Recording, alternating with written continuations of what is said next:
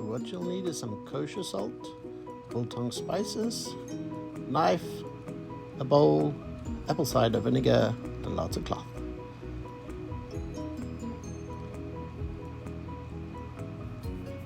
First up, trim the steak of all the fat.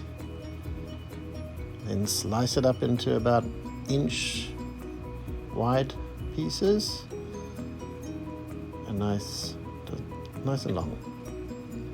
Now it's time for the kosher salt.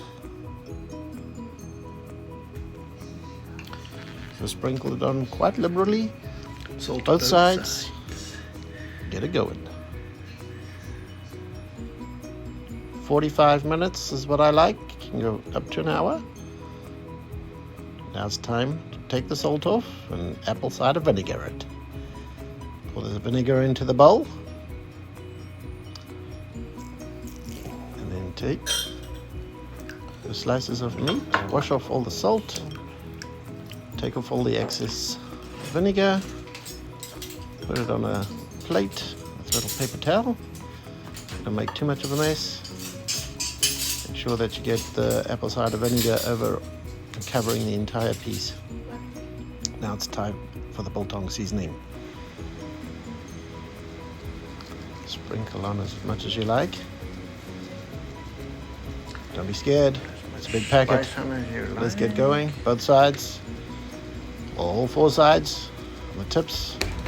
Pat it in. Don't be afraid to get your fingers dirty here.